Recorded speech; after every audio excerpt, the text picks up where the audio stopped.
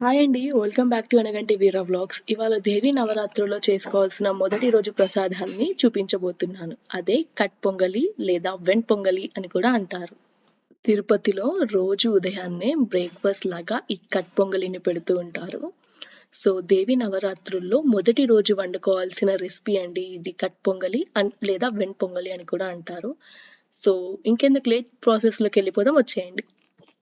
ముందుగా ఒక కప్ బియ్యంని అదే కప్ కొలతతో అరకప్ పెసరపప్పుని తీసుకొని ఒక బౌల్లోకి వేసుకొని నీట్‌గా 3-4 టైమ్స్ వాష్ చేసుకోండి. అలా వాష్ చేసుకున్న తర్వాత ఏ కప్ కొలతతోనైతే ఒక కప్పు బియ్యాన్ని తీసుకున్నారో అదే కప్ కొలతతో 3:30 కప్పుల వరకు నీళ్ళని యాడ్ చేసుకొని స్టవ్ మీద మీడియం ఫ్లేమ్‌లో ఉడకనివ్వండి.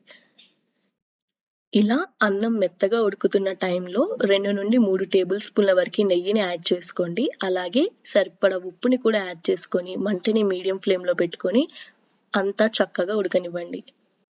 ఇప్పుడు పక్కా స్టవ్‌లోకి వేరే ఒక కడాయిని తీసుకొని 3-4 టేబుల్ స్పూన్ల వరకు నెయ్యిని యాడ్ చేసుకోండి. నెయ్యిని యాడ్ చేసుకున్న తర్వాత ఒక టేబుల్ స్పూన్ వరకు జీలకర్ర, 5-6 మిరియాలు, 2 పచ్చిమిరపకాయల చీలికలు, 2 ఎండుమిరపకాయలు, కాజు 3 టేబుల్ స్పూన్లు, అల్లం 1 టేబుల్ స్పూన్ యాడ్ చేసుకొని అంతా మీడియం ఫ్లేమ్‌లో దోరగా వేగనివ్వండి.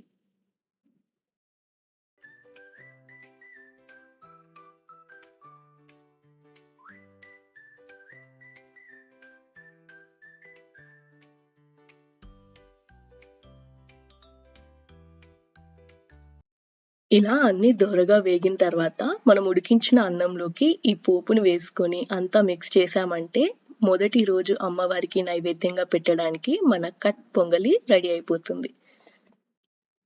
కమ్మనైన కట్ పొంగలిని 2 నిమిషాల్లో ఎలా రెడీ చేసుకోవాలో చూపించేశాను కదా! మీకు ఈ వీడియో నచ్చిందని అనుకుంటున్నాను. నచ్చినట్టయితే తప్పకుండా ట్రై చేయండి. అలాగే వీడియోకి లైక్ చేయండి, షేర్ చేయండి అండ్ సబ్స్క్రైబ్ చేసుకోండి.